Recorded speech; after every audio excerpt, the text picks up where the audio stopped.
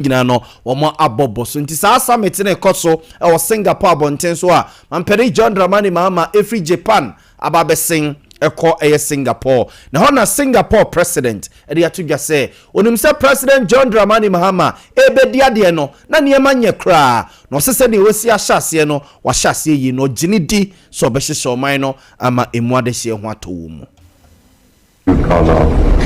as a key player, not just in West Africa, but in Africa as a whole. I know you've inherited a very difficult set of challenges, but you're off to a very strong start in repairing the situation and re-injecting confidence in Ghana and we in Singapore in whatever way we can through our government agencies as well as our companies. We'll do what is useful to support you in your efforts. Thank you for your kind invitation to undertake this state visit. It's very important to us because, as you said, our values are shared. We have had historical ties from the period of our first presidents, and we view Singapore as a role model in our journey to create prosperity for our people. Ntomuye no moye guard of honor de ma ye president President John Dramani Mahama mra chese ogusua me sure say by new sectional na chese owie na osaso eba omayimu na ababeto ne dwumadi eso afi yemfa monko MPP NPP amanyoko no enya a busy day ewo office enya semketwa enra NPP enya a busy day ewo office na enya semketwa edu ba bi da chese chese obi ade domo ba o obi a ade domo ba na enra Dr. Brian Champon Kowu Abetifi member of parliament former agric minister Dr. Brian Champon enkrata NPP adofo na dofo omo efi se braso so bedi MPP party denim ekofa de command no enra ena eja bemensi so mansano ham okoye ede koma party mpedimfo ofili edi questions wo paper no so nyina wieye no wode ekoma party mpedimfo na abusianfo enra Dr. Brian Champon ekono ne se wani nsese ye kachire wo ewo MPP party office no mo se mo start video no a enra omo hyase a omu book off ewo cough no so omo ba no eho na hu ne dom ni ye pa edom a na ode eba ababeye submission ewo NPP party office ewo headquarters so aha na hu dom ni ye pa omo gira party office apampam wono mo a omo etwan na na hu edom a edi na chi eba na oda se oda na dofo efri srem adofo efri wa efri bogatanga efri tamale efri chese bole bamboy efri kumase efri sunyane efri goso efri western region takrade efri nkran efri ho efri cape coast sekendi takrade chese bebia ebetanachi odomase na ose NPP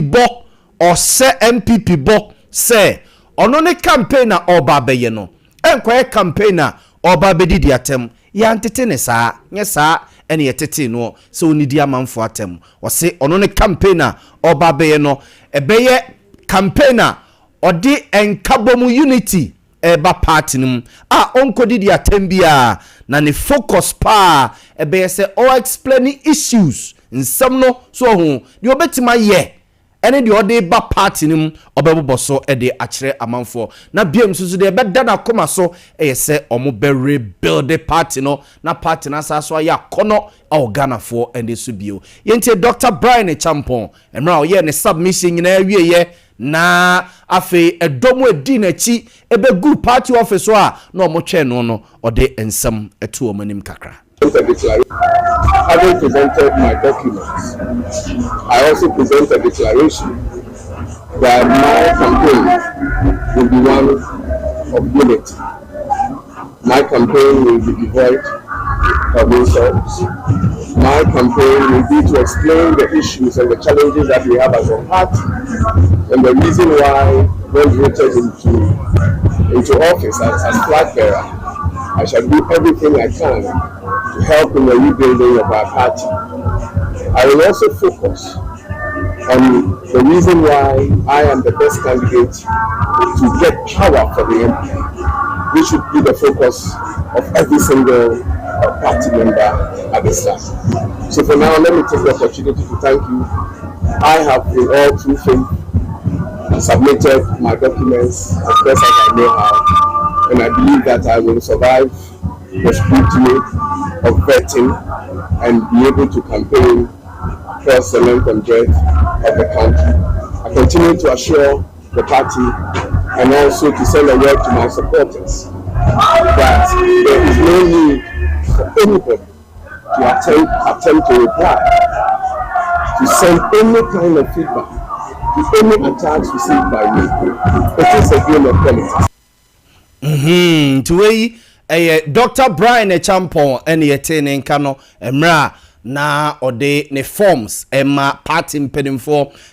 presidential primaries no omo at committee a omo ebehwe atoto bibia de ema party ntisa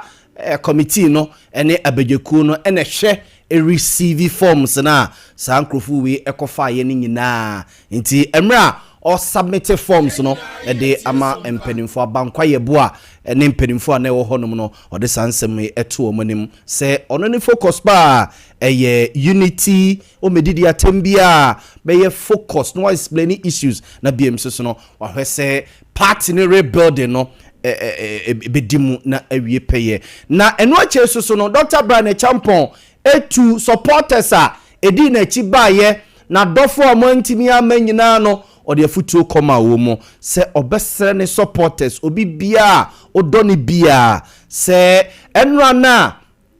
oye ne submission wie no chese campaign na hyase omo tiesim no mo akwako cheche nsemu o se hwe no obi bia nkodi obi atam hwe no obi bia ankwanko se obi na bia de wo kwa akoka ne no ekina na ekwako hadwene akwako se party no nti osere ne supporters ene na dofo nyina mo amutimi ebeka no ho ma ne koye submission no mo amususu mantimi ama na mo wofie na mo hwebie no so osere atenie ene kasentwidie obesere se enye no eno de be ne campaign nti bia ehwese obedi saade ne so that I have submitted my declaration for unity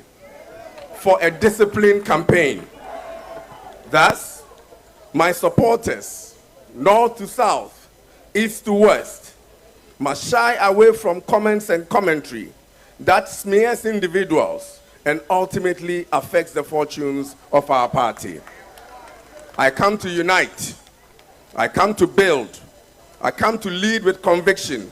and I come to win power for NPP. Let me take the opportunity to thank all those who have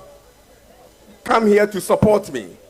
I am aware that some people have driven for 20 hours from Tumu to Wa and from Wa to Accra. I thank you.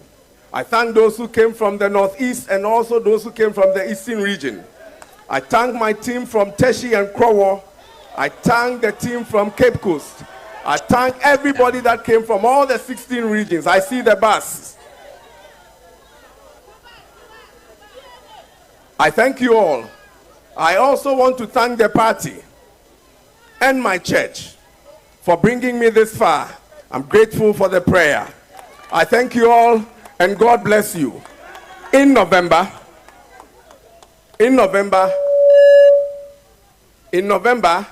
I shall launch my campaign. It will be the MPP campaign. It will be a big campaign. And we will fight and win. God bless you all. Ameke in Riga. Keng bina my ye aibe. My way pigeon. My guy. Today I submit my form, give MPP. I tell them say they can't do fine campaign. Fine campaign. Make the Ghanaian young people have belief in me. Say the young people go vote for me. The Ghanaian people go vote for me. When we can't lead this country, make young people get jobs do. Make we get opportunities spread and make everybody get some do.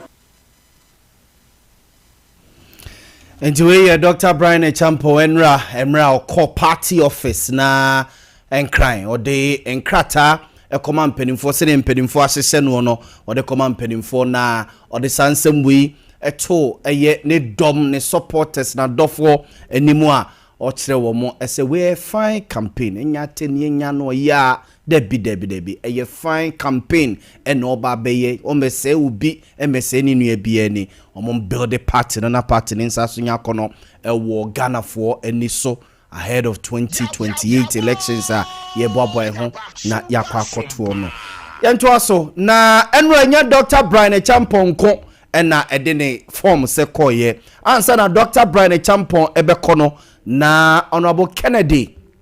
Kwame akompre konkoti abo Japan na odikan around be 1 o'clock mu honum na ono soso de forms adofo kofaye de ema no na ono soso no de akwakoma party mpenimfo or party office yewura bankwaye bo a ene ne dom ehia omo fefefe na ono soso no edom a edi na chi ne koye no enra de na jeze see make no it was a busy day ewo NPP party office enra na esewani nsese ye kachire wo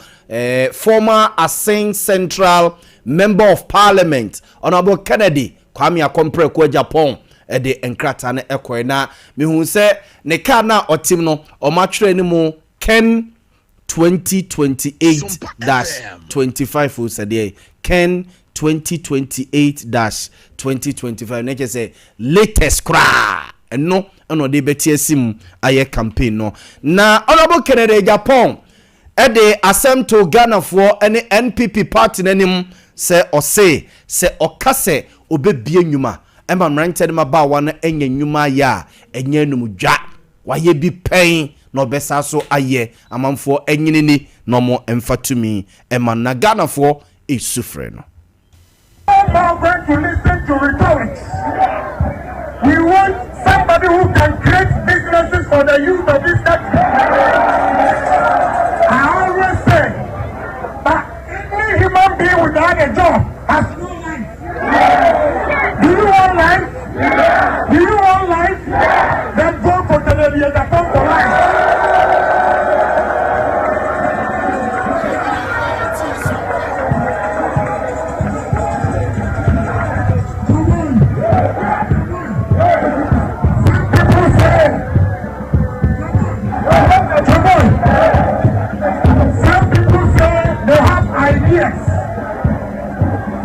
I have both ideas and creativity. I have done it before and will continue to do it. So if I tell you I'm going to create jobs for you, believe in me. Let's add some of the Edom sisi odi echiri koye no omo mudi asa omo mosi jama nyina na yeze party office enra na eho aye enika pa na stika no oyedai na oyedai o chechiri ma chire mumfo na na anase no oyedai sikete edu bebi we say oh ni nyina aka ho ne ma agro no eyede so hu ni nyina eka ho na no offer Francis Adenimu say we withdraw from the race also on there we withdraw ya grace for the letter to so mami mo offer Francis Adenimu former Mampong member of parliament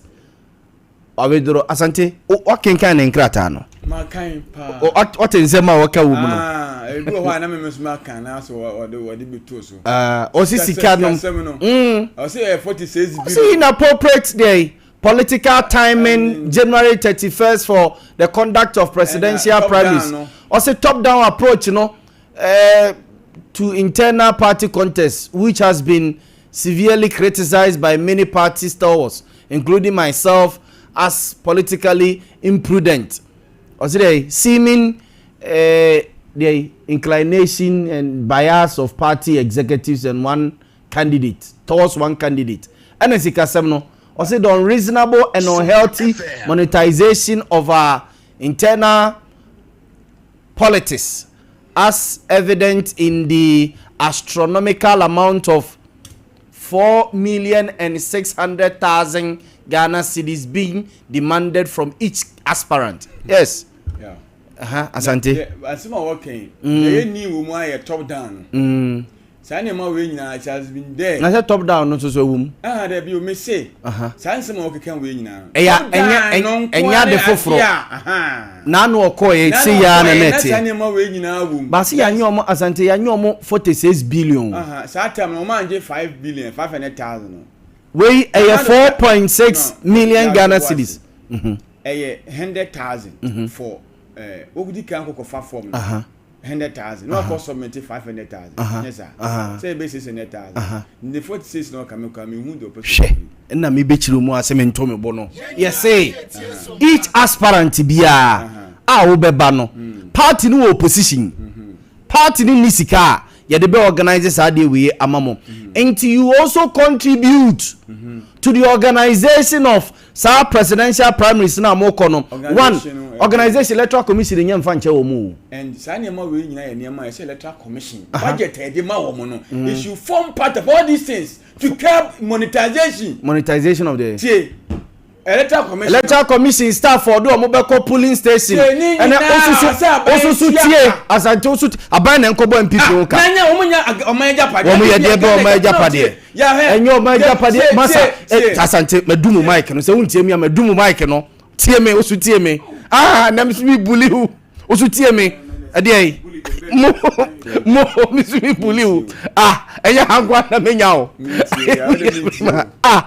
party no o koye o party no wo koye ni party political party Ghana sika uti ya say esu oyi aduro ba kwan uti esu oyi your friend say ayi koforo krom kwan mesu meti ya mi su agrekens ma kwan eni wo ma se kwan ye nye yes ye mfa Ghana sika no nkoma MPP ni NDC ni ama Kofi Akpalubi ni ama Akua Donkobi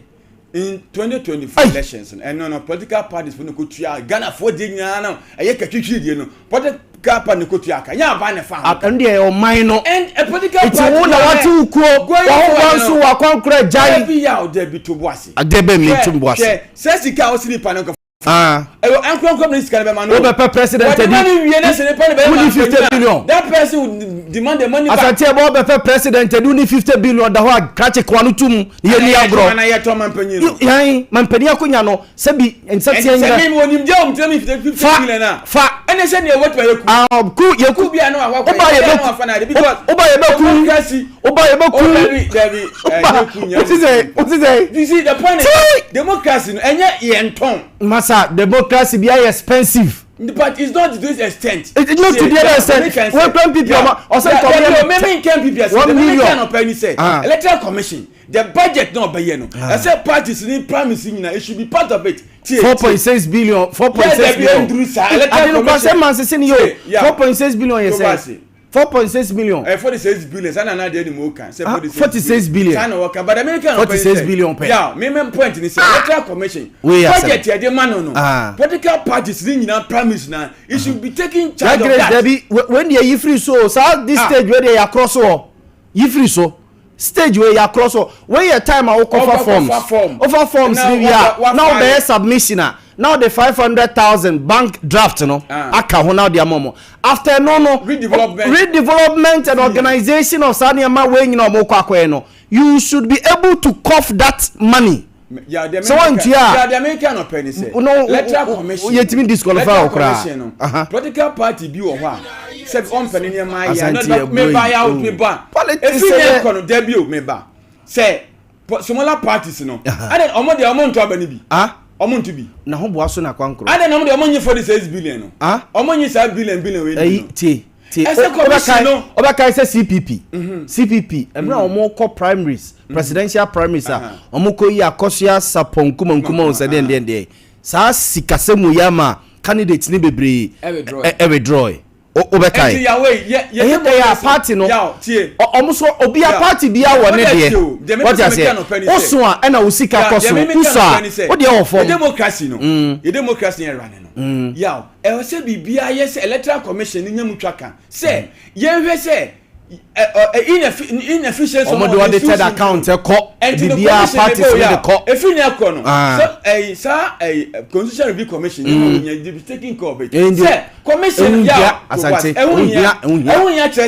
say party mi bo ya party ni open secret dada eno de question electoral commission say ono obey supervision kwa for the 6 billion say na menya ho na be hu no kure wo ti party no presidential primaries no mo ye no we say electoral commission also ebia staff electoral commission staff on behwa ma ye ne ade a party na so no e organization no mo ye one normally bia party no mo ba beto abasa na yes e bia Ashanti region anase bia Kwabiri East constituency fu nyina mo nyina mbekwa akohia wo secondary school ye wa ha say Adventist Girls Senior High School no okoho no mo a you omo facilities a okwa isu ne mfa nche wo obetua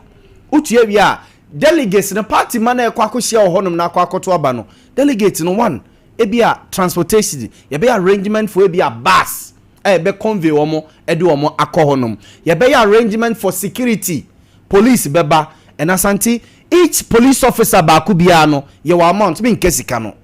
ye gie what I say na ye de omako ansa na party na kasa so aside security say bia police officers ni ade no omasa pe om internal security for e bia oniema nkiti bi wono ma onka nche police ni say on time table enfamisi wase on time table me say mo am nkrofo bi udo those stuff ansa na delegates no omoko akose ni bia party ni be arrangement for insuo aduane kakra bi ni ade sa de man nyina Asante yemfa nche omo me kan wa hani say ntu be president di Asante de o be president di ni e say a car party ni be body organize primaries ama wo di president e party ni di mu no to 46 billion na say ne body a Asante obusu pani akonya e da form obusu apani me fie mabusu apani akonya ebeto no mo a sebi nya bodamfo bia na ekofa ne so o medi o ye hwe obi a asemu ba fie sese a nya bibia na abusu apani be ka se monjiji sika mfam na to da abusu apani o so tu botom na o ye ne ma ni bi e de se abusu na ne mo nyam mo be sa ma se politics na de na wa hwan na de o wa adwene afa uniska to anu tu no mo nyom politics police police ebeko ho ebeko party bobra I don't think build a career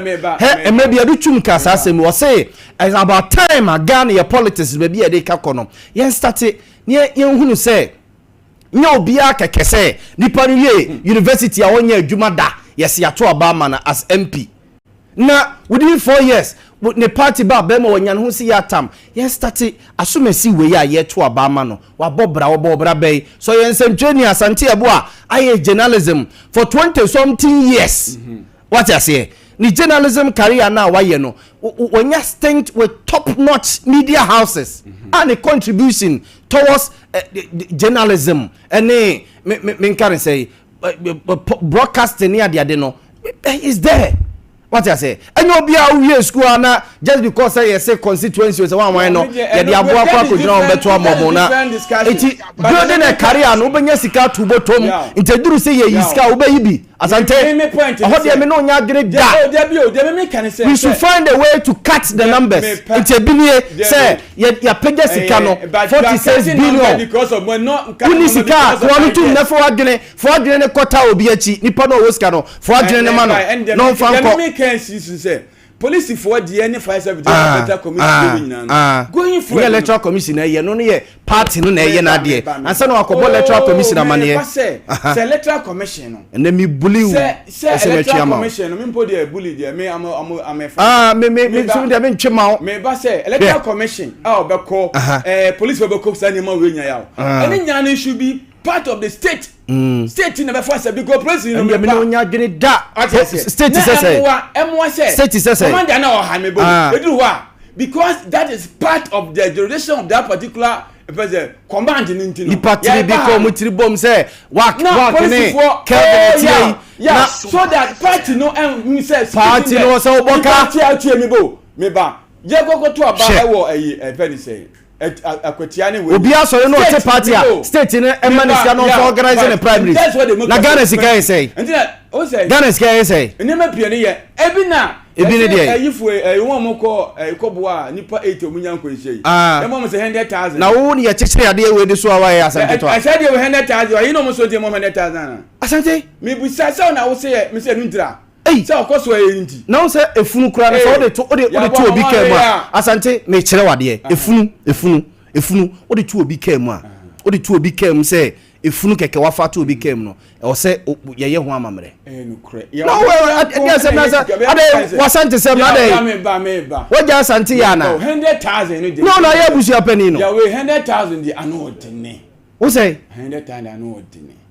asante the whole community me ba nipa ni bia o there be the guy obi the whole community etisi abonten eboa na police for SN na soldier for no me SN na me support to say bo mu bibi kakra 100,000 1 billion na wo complain omni amakro ni nyina onya ba kupe o se ye nipa omni amakro ni nyina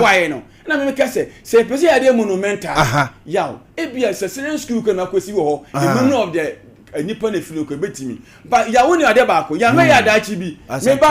me ba bibi betimi si because of the MPP nkomo no be bia wa chesi no na make as part of it ebia me nkomra ebe ya ka bibi si be bia because of this mindset ye kwa bo ebenya bibia o ya obia na me can the long run ye scan the nipa de ye bibi se bia monumentally in the community no bibi ye se ne boa mo boa ye ebia se ne school and e be so secondary school ebi o ebia there should be something like a library ebi o why ye fa si attach set to serve as a memory omo kwan ye omo nye no mo fa ombe ekwan no ombe se ne mo we nya me ko yi se wi a na etoma production se ba se sikandi oso omo de ma omo efunu kura ofato obi ka mu a efunu ka omo de che ofato obi ka mu a osa wo ye asa wo waja busu apani ni ye bi na asa de de bebi a nam no mani nye wo kura me de sikasam de o de ba ntwema wo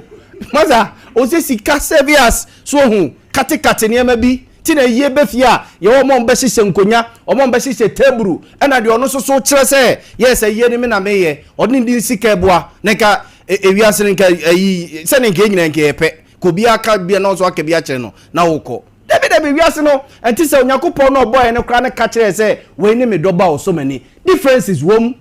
that should happen any kwa say say ehiafo ase ensi da say ehiafo ne eskafo be pe ensi da eti tiase say wiase ne de da una so nim nyanse ne nyina me na mo sika no fa ne breme na me kotua ne yenko eti na media me you minister me you wey osre wo ka se da form she wa ebia say anope kwakwa ekeka nsem kire me denis kwakwa nsem na kan de me se me ne nya adwen me ba pa me adwen ya ebia because I say more can ya no hodada no offense na wa contest sa be prena the same na be ka say bia sika say mo hwana Kevin fast sports ade di tumu a then this kwakwa no pe me mo ache me nua Dennis kwakwa so mate say kwakwa ekọ regional organizer ho say regional organizer and aso say kwakwa anambo organizer Dennis kwakwa we challenge na obi be challenge me say mate say kwakwa ekọ organizer na no pay or send me message bi say echina obetina Sompa TV no ahwe ekwan a mefa so a ba mi akofile na yi ni wi a Messi arura ne commentary wa chire na nese de Messi arura ne commentary wa bra ne champion ne filing of nomination eni ade no ontiase mi me chire de mu ontiase se ase me ase ahon den no na ade ye no suspect me susu mi hu